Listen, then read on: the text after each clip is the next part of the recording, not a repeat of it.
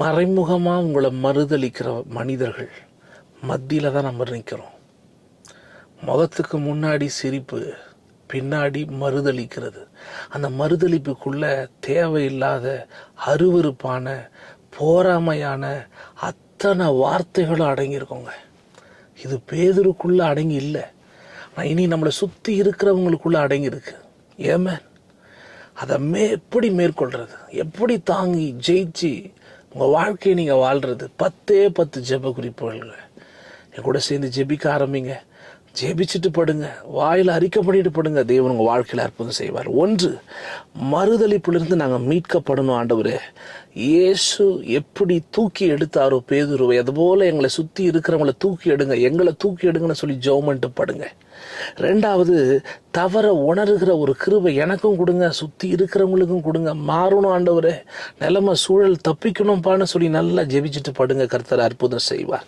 3வது, கண்ணீருடன் மனம் திரும்பி புதிய வாழ்க்கையை துவங்கணும். ஆண்டவரே, அந்த நம்பிக்கை எண்ணம் அவங்களுக்குள்ள காணப்படணும். நல்லா ஜெபிச்சுட்டு படுங்க. கர்த்தர் அப்படிப்பட்ட மாறுதல் அவங்களுக்குள்ள கொடுப்பார்.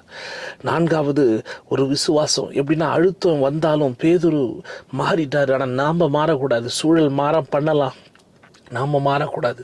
அப்படிப்பட்ட ஒரு சிந்தையும் என்னையும் நமக்குள்ளே வரணும். நம்ம சுற்றி இருக்கிறவங்க மாறிட்டே இருக்கிறாங்களே, அவங்கெல்லாம் மணந்துரும்னு சொல்லி நல்லா ஜெபிச்சுட்டு படுங்க. கர்த்தர் அற்புதம் செய்வார்.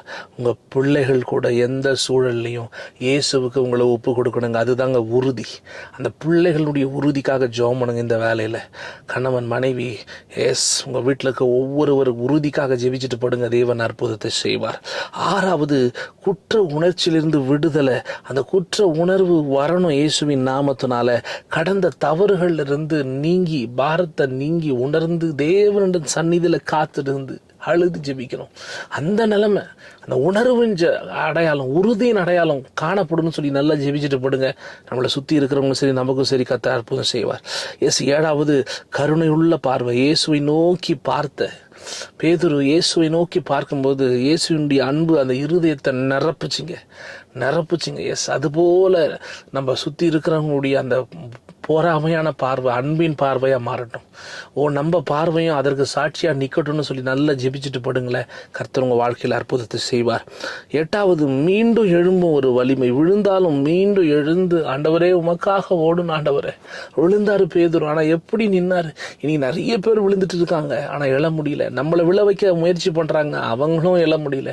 அந்த நிலைமை மாறணும். நல்ல ஜெபம் பண்ணிட்டு படுங்க. அற்புதம் செய்வார் ஆண்டவர். ஏமே குடும்ப மீட்பு தவறினாலும் சரி, மீண்டும் உம்மிடத்துல என்